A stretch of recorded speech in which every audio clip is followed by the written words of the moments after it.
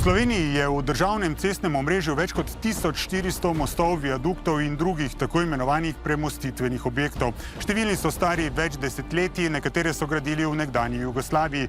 V zadnjih letih so se ob naravnih nesrečah, poplavah in tudi vse večjem prometu pokazale njihove šibkosti. A to je le en del zgodbe.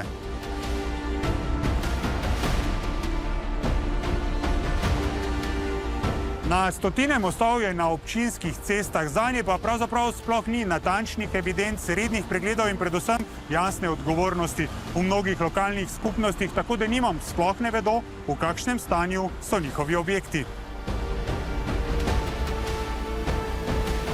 Kako pogosto torej pristojni pregledujejo mostove? Kako konkretno to počnejo? Koliko mostov v Sloveniji je res varnih?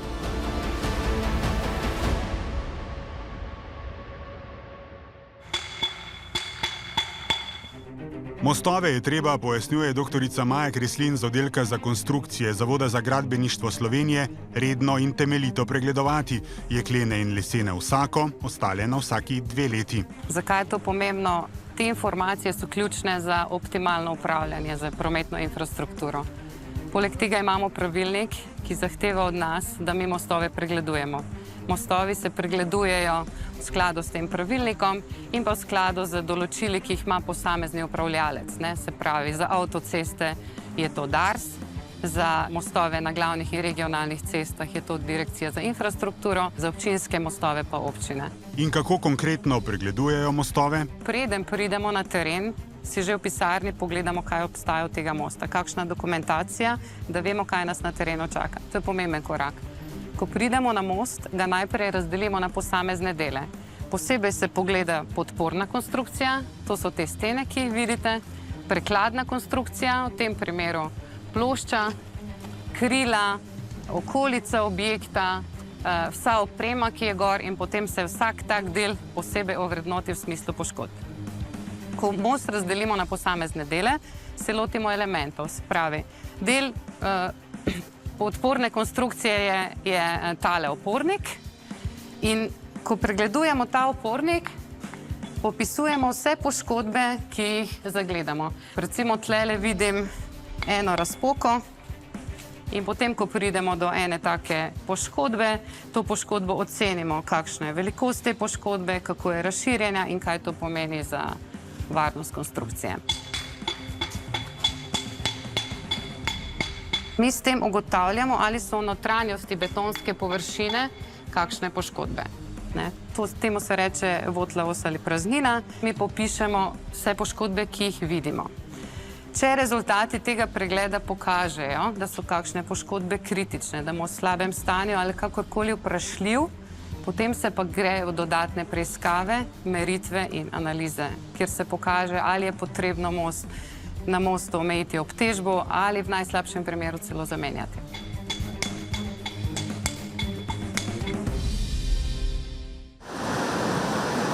Most pri nekdanji kranjski tovarni Planika. Besnenje Save pred 2 letoma mu ni prizaneslo. Večje količine drevja in drugih naplavin so močno poškodovale betonski plašč kanalizacijske cevi pritrjene na most, zato so ga, da se ne bi fekalije razlile v reko in povzročile ekološke katastrofe, septembra 2023 dokončno zaprli. Danes tukaj pospešeno raste nov, prav tako 84 metrov dolg, a dobrih 10 metrov širši most.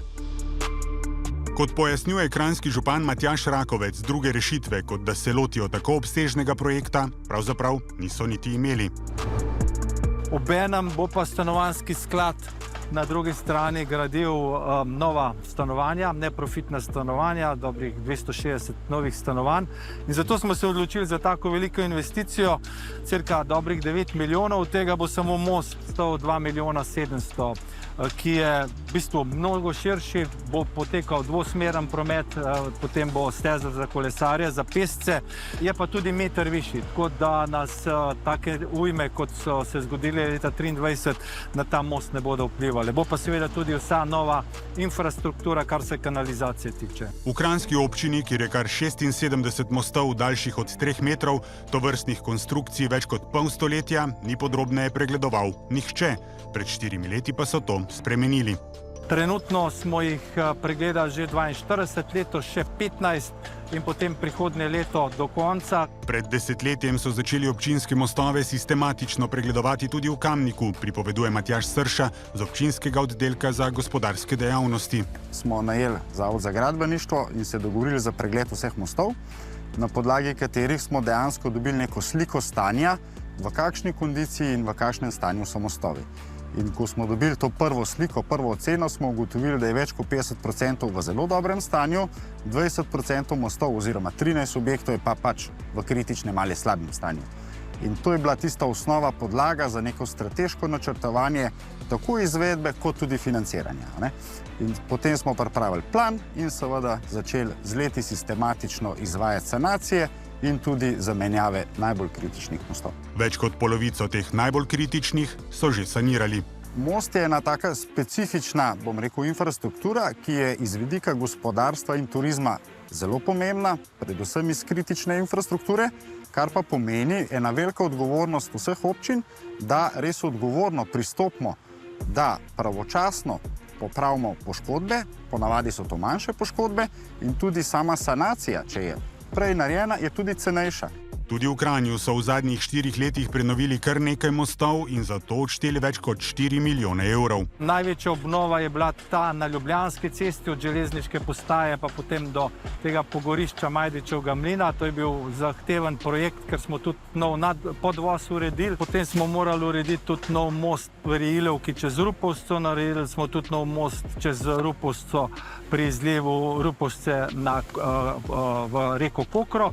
No, za drugo leto imamo pa plan, da naredimo nov most na Kokrici čez Rupovščico, ker je tam prihajalo do večjih poplav v Kranju, in pa nov most pri Bobovških jezerih. Skupaj z Darsom bomo pa morali obnoviti nadvoz nad avtocesto v Britofu. To je eden od kamniških mostov, ki so ga pregledali pred leti in ugotovili številne poškodbe. Vidite, premaka povsod, so razpoke, vidijo se že majhni kapniki, korodirana armatura. Vizualni pogled je pokazal rezultate in potem smo se odločili, da je ta most potrebno bolj detaljno analizirati. Naredili smo preiskave, koliko armature je noter v teh betonskih elementih. Naredili smo tudi meritve, da se je realno vozilo čez most in mi smo spremljali, kakšen je odziv tega mostu. Te rezultate smo potem uporabili pri numeričnih analizah, da smo lahko izvrednotili, kakšna je omejitev za ta most. Izkazalo se je, da je 7,5 ton neka omejitev, pri kateri je most dovolj varen za uporabo. Zdaj je most zaprt za promet, namesto novega pa bo občina tukaj postavila brv za pešce in kolesarje. Analiza je jasna, 1:4. Milijon evrov, recimo neka normalna sodobna brv z vso infrastrukturo, novi mostovi, vemo, zdaj, ki se obnavljajo, med 3,5 do 4,5 milijona evrov. Še zahtevnejši, pojasnjuje doktorica Kreslin, so sicer pregledi večjih objektov, viaduktov. Pregledujejo se s posebnimi vozili, včasih tudi z vrvno tehniko. Vsi pa pomagamo v zadnjem času in zato sta naklonjena tudi oba upravljalca z modernimi tehnologijami, kot so droni in uporabo ostalih senzorjev. Mostovi Maribora. Občinski so glavni, Titov in spodnja etaža dvoetažnega mostu. Njihovo stanje, priznava vodja urada za komunalo, promet in prostor Andraž Mlaker, ni optimalno. Kar se tiče glavnega mostu, nam kaže situacija tako, da je primeren še za dinamično obtežbo za naslednjih 130 let, pri čemer bomo vseeno morali načrtovati določene ukrepe v smislu obnove kamnitih podpornikov, ureditve hidroizolacije, odvodnjavanja, dilatacij in pa samih zapor. Bolj intenzivne ukrepe pa predvidevamo na Titovem mostu. Titov most je bil tudi predmet dodatnih študij še v letu 2024, kjer smo naročili dodatne statične in dinamične analize pri podjetju Ponting in so pokazali, da sam most potrebuje precej obsežne obnove, kar pomeni, da bomo v letošnjem letu že šli v zamenjavo dilatacij. To bo stalo Mestno občino Maribor nekje 500 milijona evrov. V nadaljnih letih pa nas čaka tudi rehabilitacija mostu, zaradi tega, ker moramo samo središče mostu, kjer je Gerberjev nosilec, ustrezno sanirati, kajti gre za prednapeti most, se pravi znotraj betonske konstrukcije gre za jeklenice, ki so že precej korodirane in bo potrebno tudi most ustrezno sanirati. Ob tem moram povedati tudi, da planiramo izboljšati potresno varnost, saj se je pri študiji izkazalo, da glede na trenutno veljavne standarde protipotresne gradnje ta most ne izkazuje ustrezne varnosti. Občino bi sanacija stala vsaj 7 milijonov evrov, zdaj so v postopku naročila projektne dokumentacije. Most bi, ker gre za pomembnejšo povezavo med levim in desnim bregom, obnavljali postopoma. Se pravi najprej desno krilo, potem levo krilo, tako da bo promet še vedno lahko izmenično potekal po posameznem krilu. Kakšno je stanje vseh občinskih mostov v Sloveniji, povsem zanesljivo ne ve nihče. Odvisno je od občine do občine. Odvisno je od tega, koliko financ, znanja imajo na občina, da se tega lotevajo. Obstajajo občine, ki imajo primerljive sisteme z tem, kot je na državnih cestah, zbirajo podatke, v kakšnem stanju so, kakšne ukrepe morajo narediti in kakšni so neki grobi stroški za to. Nažalost pa so tudi občine, ki ne vejo niti, koliko mostov jih imajo. Pred 2 letoma so zato na Zavodu za gradbeništvo predlagali, da bi na državnem nivoju razvili sistem za upravljanje občinskih mostov.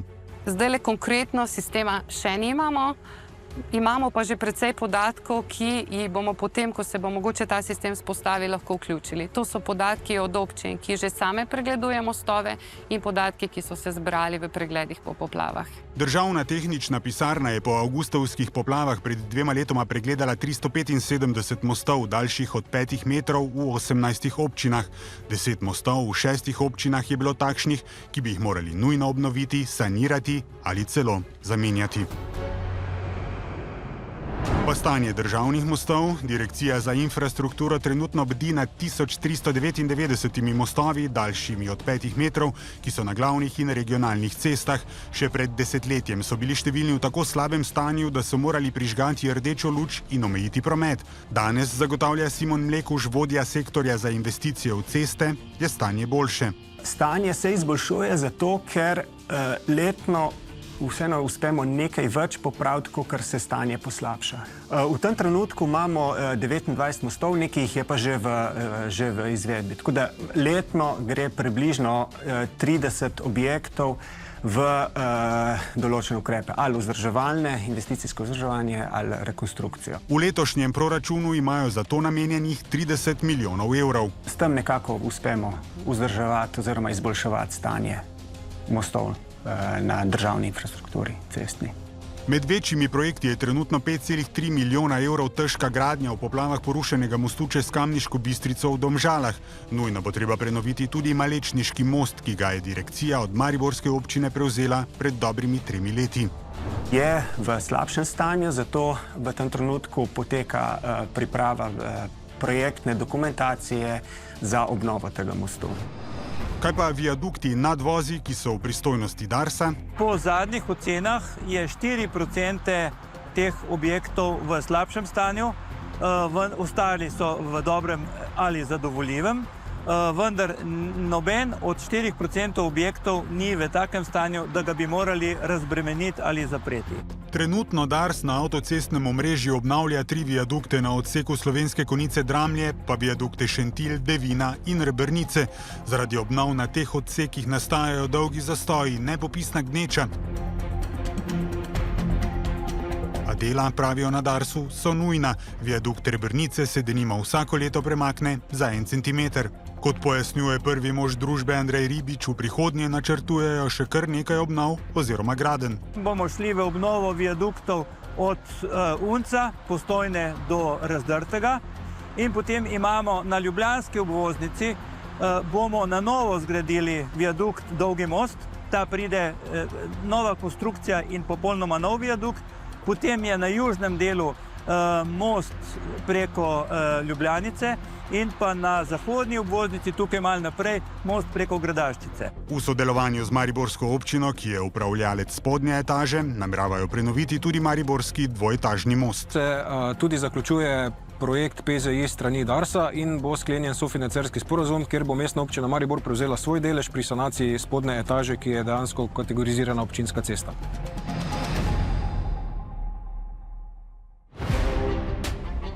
Zaradi starosti, zasnove, okoljskih vplivov, vse večjega prometa, zlasti težkih tovornjakov, je stalno pregledovanje, predvsem pa redno vzdrževanje mostov, viaduktov nujno. Obnove so potrebne predvsem zaradi varnosti in pa zaradi daljše življenjske dobe in pa zaradi nemotenega prometa.